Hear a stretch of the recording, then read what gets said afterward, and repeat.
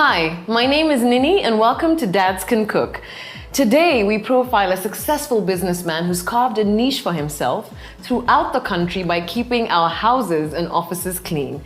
He is a very busy man, traveling 2 to 3 times a month, but he believes very strongly that family comes first. He is a top businessman and entrepreneur with high professional standards.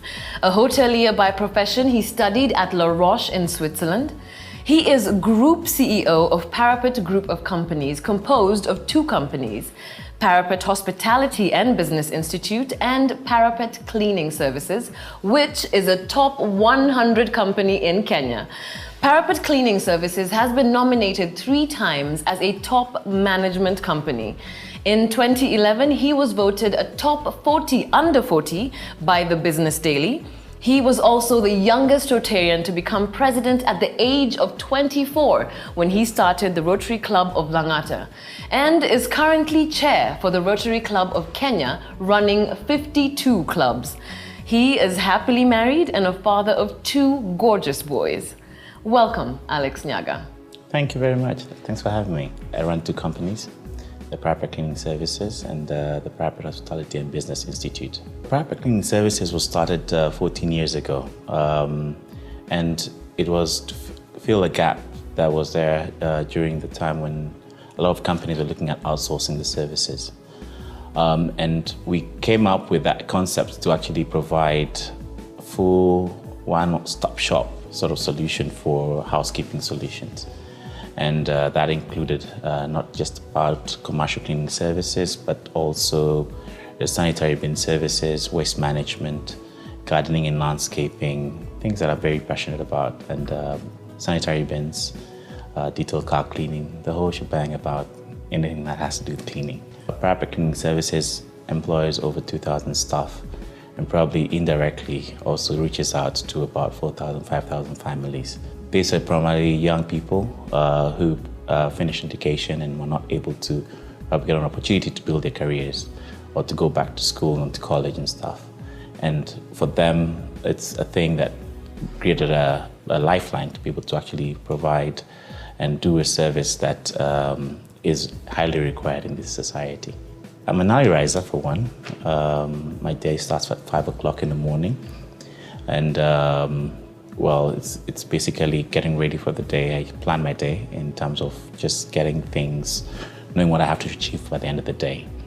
And then after school drop for my kids at 6 o'clock, 6:30 in the morning. I live in an area where there's very heavy traffic, so it becomes a bit messy. But they're doing the roads right now, so I guess it will be a bit easier for us to do that. So get to the office by around 6:30, 7 o'clock. Do my emails, check out my Facebook status and Twitter and everything that has to go with it, just to find out what's happening out there in the world. About 10 o'clock, 11, go out, meet clients, and then the rest of the day ends at 4:30. The career choice came up when I finished Form 4. Immediately it was to do hotel management. And bless my parents, they managed to get me out to do hotel management in Switzerland at a very, very, very prestigious school and very educative. It was a full-time course. It was a 3-year course at I call La Roche, which means the rock, for those who may not know French. And this course actually took me through service in the first year. The second year I did kitchen, and the third year it was management. And it was just a dream come true. I mean, for me, the skills that we acquired from there could make you do anything that is in the hospitality industry. And that's why I ended up in housekeeping. When I got back from Switzerland, at that time, the hospitality industry was quite messy. It was just after a very huge slump economically due to the clashes that happened in Mombasa. And that did affect the hospitality. So I had no career build-up place to go to. The hotels were all not hiring at that time. And without hiring, of course, there was no job for me. So I had to start thinking out of the box, so to speak. That's when I started putting my thinking cap on looking at the things that I studied in college, and housekeeping came up. When we got on board, we looked at setting up a company that is very professional, that will hire the technical expertise to actually provide a professional service for every new business. Any infant business is difficult and it requires a lot of passion and a lot of resilience to actually be able to fulfill what you have dreamt of. And that dream, led by the team that we put together, the board of directors and who are also shareholders, actually put a team, empowered them to actually deliver the dream of where we want hospitality industry to be taken to. So it was hard work. I mean, long hours. I mean, I remember we used to do proposals and sleep at 3 o'clock, 4 o'clock in the morning, and you have to be up 1 hour, 2 hours later to actually present them, and it finally paid off. I have a beautiful wife, her name is Paula, and 2 lovely sons. My son, my firstborn is Tyrese, he's 8 years, and Matthew, who's 3 years. The most important thing is family. That's your first creation. And that's why we're actually setting up these things for their future. You're living for them. And that alone is what I actually focus on. Every morning, when you get up, you just ask yourself, well, what do you want to do today? And how do you want to do it to be able to ensure that you are creating a future for the people that you're bringing up? What I'd advise fathers of today is to be able to create a balance. I know a lot of times we've become known for being the hustlers. And hustlers has its own, I mean, if you hustle too much on one thing, any one of them, if it takes the huge toll of either you're concentrating too much on just working and you forget about family, I mean, it has its own consequences, and that's where you find breakups happening, and it's never a sweet thing. Alex Nyaga is a philanthropist and says his greatest joy is creating employment, enabling him to put food on the tables of thousands of families. His mantra is, be the change you want to see. I'd like to welcome Alex Nyaga into my kitchen today. Welcome, Alex. Oh, thanks. Thank you so much for coming in. It's so good to have you here. Well, thanks for having me here. So tell us, what are you going to cook today? And what are the ingredients that you'll need?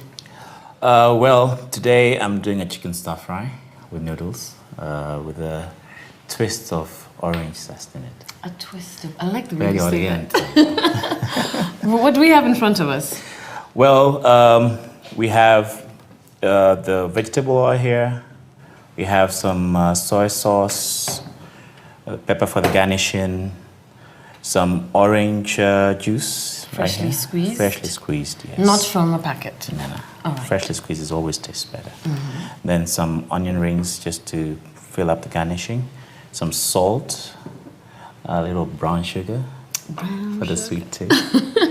And orange zest. This is before you cut up the orange, you just grate it. The skin of the orange? Of the orange, yes. It has a lot of flavors in it. And some coriander. And then we have some garlic here.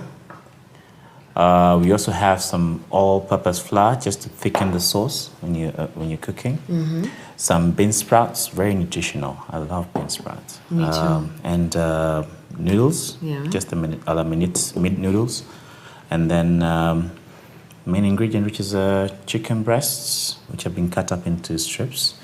And for garnishing as well, some tomatoes. So let's get started. I don't know what you need. You need to mix anything up? The first thing that we do is get the oranges in. And that is juice of one orange? Yeah, juice of one orange. Okay.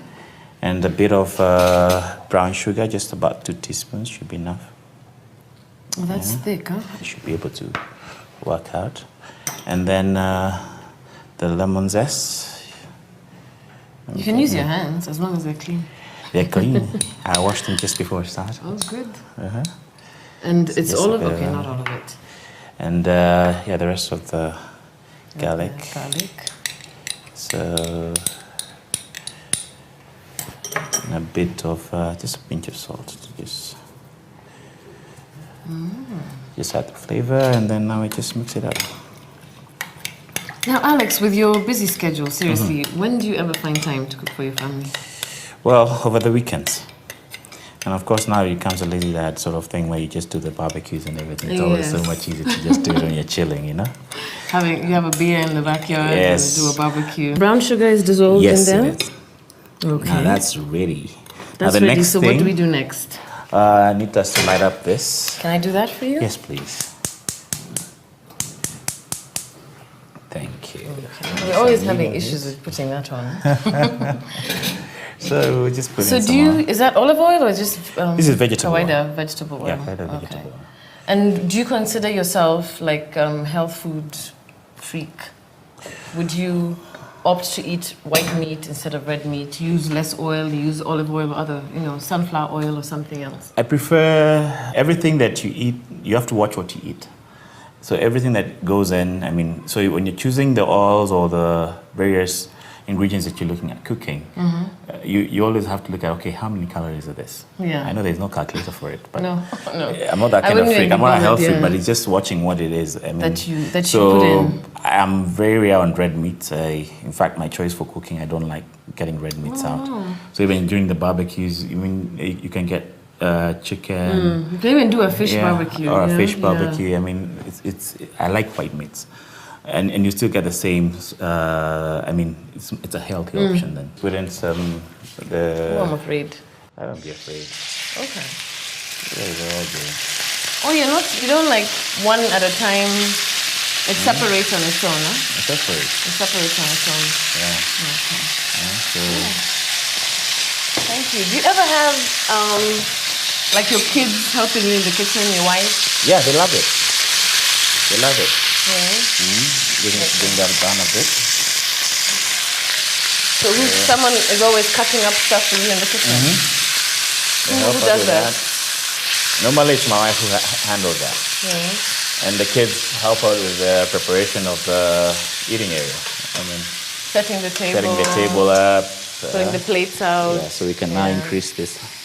I'm trying to figure out your kitchen right here. I know. We should have. You just put some medium heat. That's it. Medium.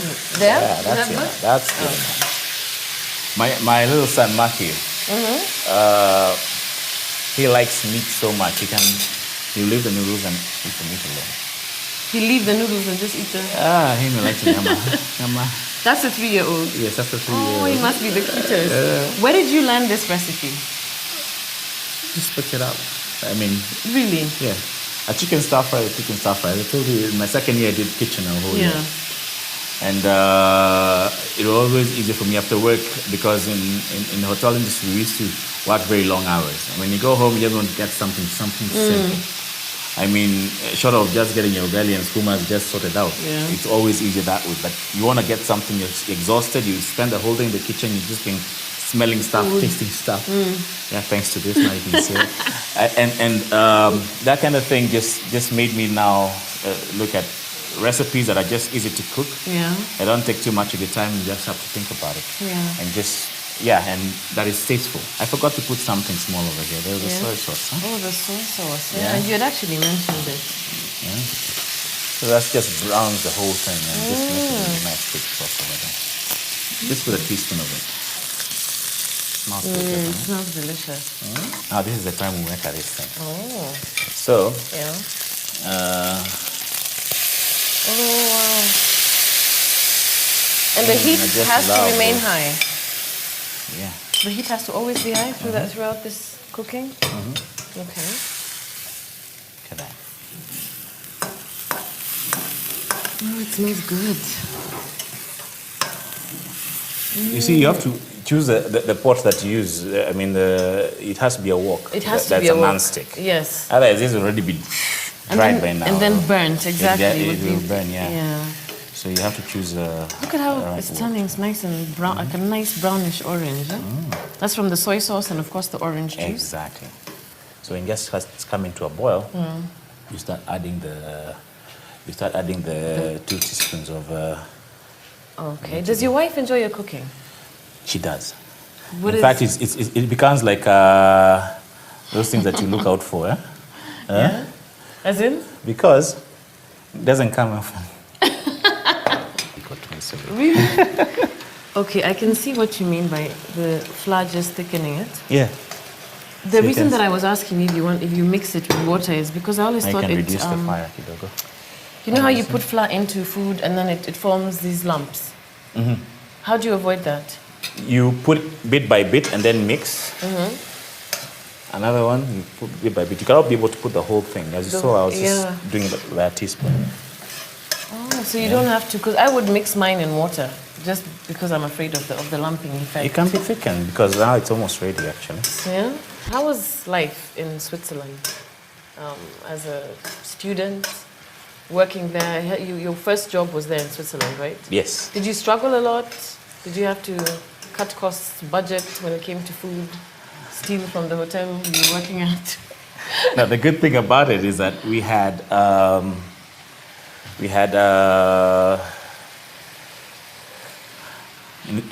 the school was... That's just like so professional. It was full time. Yeah. I'm meant to have fun and just... Okay, so school was full time, and it was full time, so the meals were provided for. And in fact, what used to happen is that because it was a hotel management school, is it done? Well, almost done. Okay. The thing is, I wanted to add a bit of. Can I turn this off? Yeah, sure. Okay. You can turn that off. So you were talking about school. You need to darken a bit. Just a bit of that. So I was talking to you about school, and we had to basically, it was a hotel management school. Yeah. So first year service, second year was kitchen, and third year management. Yeah. The students were the ones involved with their practical. That's how it was done. So the food used to be cooked by the students when they're doing the kitchen practice. This food used to be served by the students who were doing the service. And eaten by the students eaten by the students who are now... pretending to be clientele. Okay. Exactly. So even we used to have different setups where you could book in an a la carte. They have a setup for a restaurant. So you get the real experience. Yeah. So everything was done by the students. Even there was duty for washing dishes. Okay. So you learned everything on a practical level as opposed to just reading it from the blackboard. The whiteboard. Oh, wow. That's amazing. Yeah. So what are we going to do with this? This one, I want us to turn on again. Okay. And then we're back again to... Why did we turn it off? For any specific reason? Just want to talk to you and now look at you and just focus. Oh, focus. What, you can't just time out. I can't, I'm a man. Okay, so I'll just stand here and be quiet. No, please continue talking. I love talking. I said it's a social event, you know? Now, the bean sprouts, why I like the bean sprouts is that they add the nutritional value of this. What nutritional You can already value? smell the nutritional. What nutritional value? What are bean sprouts rich in? Oh, wow. I can smell the orange, and it's come out so strong, and the garlic. But do you know what nutritional value bean sprouts have? Yes, a little bit of protein. And for those people who don't like beans, yeah, this is a very good option. It's a good option for me, and also they're just rapid. Yeah. And bean sprouts, you cook them for a very short time, right? Why is that? Do you know? I'm asking because you're like because they're basically, in fact, it's 1 minute. Yeah. Because they're already light, and in fact, if you just put them in and they're used mostly for garnishings, and they're the quickest thing to get ready. Within less than a minute. Yes. Yeah. So the minute I've just mixed it up, it's already ready. This is boiled. Yeah. We'll put in the noodles. All of them. Noodles. These ones take a minute or so. I know. Do you put salt in them, or it's just? I don't like using salt. Yeah, as such. we had the soy sauce. Yeah, we had the soy sauce, which is already. Do you cover it? Salted. Yes, please. Okay. Yeah. So once it goes there. And that takes what? Yeah. 2 minutes? This is a 2 minutes thing. And then maybe we'll need a skillet for just draining off the water. And then Okay. I'll do that. Yeah. Fantastic. Tell me one of your funniest experiences in the kitchen, or embarrassing. Embarrassing? Yeah. That's, I can't remember. Oh yeah, when I was doing my kitchen internship. Yeah. In Norfolk, and the chef there, the executive chef, it was my birthday. I was working during my birthday. And I told him it's my birthday today, I wanted to leave today early and stuff like that. They get to make it fine. If it's your birthday, the only condition that we have here is that you have to bake your own cake and serve it to everybody. And this dude had never baked a cake. Oh, God. And no one was there to help me. So I just did my own ingredients of so many things. Then instead of putting sugar, I saw this white stuff and I put it in. Oh, no. The cake got ready to serve and everything. And it was just a very salty cake. Everybody got to enjoy. A cake baked in Magadi water. And I tried to imagine these guys who are trying to pretend that they're enjoying the cake and they're just looking at you like, yeah, this guy can't even be in this industry. So is that ready? Yeah, this is is ready. Fantastic. So we'll just get you something to sieve out the water and we can eat? Yes, we can. Thank you so much. A very quick meal, as you can see, and it looks quite sumptuous, I tell you. Keep it right here. We'll be tasting it in just a bit, and I'll tell you how well this dad can cook. Well, we're back, and the kitchen smells simply divine. I can smell that citrus zest, as you explained it to me. Orange zest. Orange zest. Oriental. I think I'm ready to taste it. So, Alex, let's do this. It doesn't get sticky. You know, I don't eat noodles much, so does it get? Yes, it does. It can be a bit sticky. Yeah, like pasta, right? In fact, what happens is that unless you like frying it up. And you wouldn't want to mix it in with a chicken, or you could try that. Now, what happens is that for this, in terms of presentation, I like it separate. But if you really like to, you just actually, once this is ready, you can just throw it in and just mix it up. So presentation is important It's to very you? important to me. Even at home, or Yes. just here? Yes. Really? Because what happens is this, is that you end up appreciating a meal and look forward to eating it when it's just well presented, you know? Yeah, so I'll just put this right here. And I like using, I'm not a fan of tomatoes as such. Cooked, raw? Either. Either. So really? I just like using them for just small garnishing, you know? So now the next thing, I'll just think about this. My mouth is watering, seriously, so. Just round it off here. Serve a lot. I think you're serving one of your boys, huh? Don't look at me and think I don't eat. I eat. Well, that looks good. Yeah. Yes. So, there's that. The garnishing? Yes. Presentation is very key. Yeah. So while you were doing that kitchen thing, oh, look at that. Some leaves of parsley or dania, right? Could work. And what would be, the accompanying drink for this? White wine, red wine, a glass of juice? What would you serve? Pasta's red wine. Red wine? Yeah, red wine. Even if it's a white meat? Yes, but you get a light-bodied wine. Okay. Yeah. Did you bring a bottle? Should have asked me to bring out up to earn it. Next time I will. There we go. Oh, that looks good. Right. I'm even afraid of destroying it. Alex's Oriental Chicken Stir Fry. Half a glass of freshly squeezed orange juice, 3 large white onions cut into rings, a pinch of salt, 2 teaspoons of brown sugar, 2 teaspoons of grated orange zest, half a bunch of coriander, 2 tablespoons of diced garlic, 2 tablespoons of all-purpose flour, a bunch of bean sprouts, a bowl of noodles, half kg stripped chicken breasts, 2 tomatoes cut into halves, 5 tablespoons of vegetable oil, 3 tablespoons of soy sauce, and black pepper.